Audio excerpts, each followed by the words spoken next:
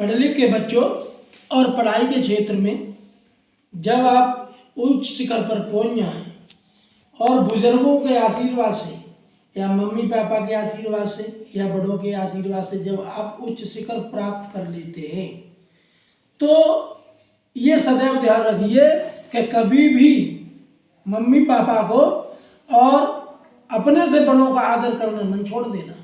जिस दिन आपने बड़ों का आदर करना छोड़ दिया, बड़ों की बात को मानना छोड़ दिया, तो ये समझ लेना उसी दिन से आपके जो अच्छे दिन थे वो बुरे दिन आने में कन्वर्ट हो जाएंगे।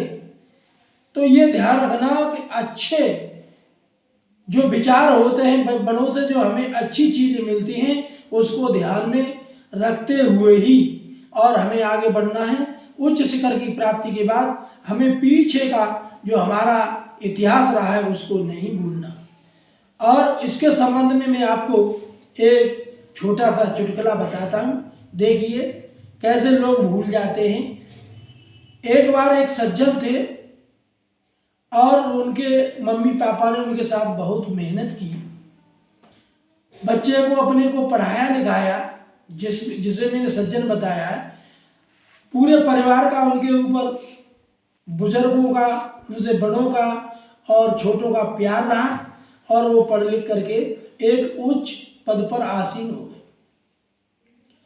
जब उच्च पद पर आसीन हो गए तो उनकी जो शादी हुई थी तो उस समय हुई थी जब उनकी स्थिति थोड़ा हल्की थी, तो हल्के से थोड़ा उनसे हल्का परिवार रहा होगा, तो वहाँ से उनकी शादी हो गई।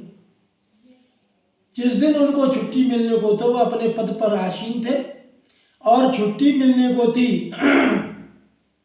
जब उनको छुट्टी मिलने को थी तो वो छुट्टी जब लेकर के और उन्होंने कहा चलो ससुराल में चलते हैं, वहीं रुकेंगे, टाइम भी है और एक दिन समय वहीं पर काटेंगे और वहाँ से अपनी जो हमारी मैडम है उनकी, उनको ले आएंगे, चलो ससुराल चलते। तो वो ससुराल चले गए। वहाँ जा कर के रुके तो वहाँ पर अब तो उन पर कोई लोड तो था नहीं, कोई काम तो था नहीं, फ्री थे। तो फ्री मूड में उन्होंने सोचा कि लाओ मैं अपनी बहन जी के लिए एक पत्र लिख देता हूँ। आजकल तो SMS, मोबाइल से फ़ोन और मैसेज, अदरवाइज सारी चीज़, सारी व्यवस्था है, लेकिन तब टेलीफोन संचार व्यवस्था नहीं थी। तो उन्होंने पत्र लिखने के लिए वो बैठे। तब तक परिवार में उनकी सासू माँ ने उनके लिए खाना बना करके तैयार कर लिया। बहुत अच्छे व्यंजन बनाए, क्योंकि दामाद आते हैं तो अच्छा ही व्यंजन बनता है। और ससुराल एक ऐसी चीज़ है, ससुराल एक वो जगह है जहाँ पर सम्मान, वो सम्मान होता है जो कि कहीं सम्मान इतना शायद मिल पाए। तो जब उनको ससुराल में जब भोजन व्यवस्था उनकी बन के तैयार हो गई तो सासू जी ने, उनकी सासू जो माँ थी, उन्होंने अपनी छोटी बेटी से कहा कि बेटी जा कर के कह दो सो तुम्हारे वो बहनोई हैं, तुम्हारे जो जीजा जी वो खाना खा लें। उनने जा कर के कहा कि जीजा जी खाना खा लो। तो वो पत्र लेखन में लगे थे, तो उन्होंने कहा कि अभी फुर्सत नहीं है। तो नहीं, वो चली आई। मैंने को वही लड़की, उसने कुछ नहीं कहा। थोड़ी देर बाद सासू माँ ने फिर कहा कि जो उनके लिए लड़की थी उससे कि बेटी जाकर के कह दो वो खाना खा लें, फिर अपना जो कर रहे हैं वो करते रहे।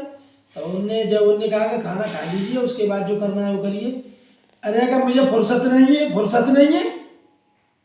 तो वो भी डर के मारे लौट गई। उसके बाद सरेज आई, उनसे भी फुर्सत नहीं है, फुर्सत ही नहीं कह दिया। सास आई तो उन्होंने कहा कि चलो बेटा खाना खा लो।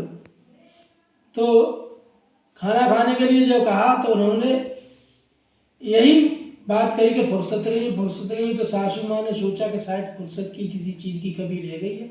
तो उन्होंने वो पड़ोस में गई और पड़ोस में मुल्ला जी थे और मुसलमान रहते थे। तो उन्होंने जाकर के, मुल्ला जी बैठे थे, उनकी पत्नी से झगड़ा हो गया तो गुस्से में बैठे थे पलंग पर। तो उन्होंने जाकर के उनकी सासू माँ ने मुल्ला जी से पूछ लिया कि मुल्ला जी पहले तो सुना नहीं, मुल्ला जी तो नहीं सुना। मैंने मुल्ला जी फुर्सत किससे कहते हैं? मुल्ला जी ने नहीं सुना। तीसरी बार जब डोकरी ने कहा उनकी सासू माँ ने कि मुल्ला जी फुर्सत किससे कहते, फुर्सत, तो मुल्ला जी गुस्से में झर्राते हुए बोले कि फुर्सत बारों से कहते हैं। सासू माँ तुरंत वहां से बेरिंग हुई और घर पर आकर के सभी से कहा नहीं अपने अपने बार बनाओ। बार बनाए और बार बनाने के बाद उन्होंने नैने नैने काटे और आलू में मिक्स करके और एक सब्जी बना करके तैयार कर दी। जब बन के तैयार हो गई तब उन्होंने कहा अल्लाह खाना खा लो। हाँ ठीक है ले आइए। जब खाना उनके सामने रख दिया, जब वो खाने लगे तो उन्होंने 2-3 सब्जियां थी तो सब्जी मटर पनीर की भी उन्होंने खाई, कढ़ाई पनीर भी खाई, शाही पनीर भी खाई और उसमें से भी बाद में जो खाया तो उसको खाया तो रोते रह गए, लेकिन वो सब्जी नहीं रुची। तो उन्होंने कहा कि भाई ये सब्जी तो मेरे पसंद आ रही है, ये तो सब्जी मेरे दिमाग में है कि ये इसकी, लेकिन ये किसकी सब्जी है। तो उनकी सासू माँ बोली कि बेटा तुम्हारे यहाँ तो इससे और कुछ कहते हैं लेकिन हमारे यहाँ कुछ और कहते हैं। तो बोले क्या मतलब? कि तुम्हारे यहाँ तो इससे कहते हैं फुर्सत कहते हैं, तुम्हारे यहाँ फुर्सत की भुजिया, लेकिन हमारे यहाँ इसको और कुछ कहते हैं, इसको कहते हैं बालों की भुजिया। मैंने कहा यार सारा तुमने तो दिन बेदीन कर दिया, तो ये क्यों कर दिया? कि लला आपने ही तो कहा था कि फुर्सत नहीं, तो हमने समझा पड़ोस में बता दिया, वो हमने बना ली। अरे कि तुमने साले बहनचोद सब मूड के मूड बिगड़ पड़े लिखे हो, तुम्हें ऐसा ये चीज करना था मेरे साथ में, तो अब तो हो गया। तो पढ़ लिख करके कभी ऐसी चीज मत करिए, अपने से बड़े आए तो उनकी बात को सुन लो।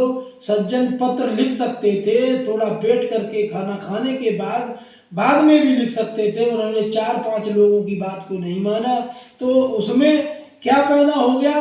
देखा उनके लिए कितनी परेशानी उन्होंने उठाई और उनके लिए ऐसी सब्जी बनाई जो कि जीवन पर्यंत वो रहते चले जाएंगे, लेकिन भूलेंगे नहीं कि हमने ससुराल में गए तो हमारी सासू माँ ने हमें भोजन में क्या खिलाया था। तो इसलिए कभी भी बैक चीज मत भूलिए, अपने से बड़े जो चीज कहे उस पर थोड़ा विचार करिए और उसको मानिए। यही मेरा कहना है सभी छात्रों से कि अपने से बड़ों का जरूर आदर सम्मान और उनकी बातों पर तवज्जो रखें, गौर करें और उनकी बातों को माने, उनकी बातों को ज़्यादा डिले न करें। ज़्यादा डिले करेंगे तो लॉस आपको ही होगा। Next, thank you.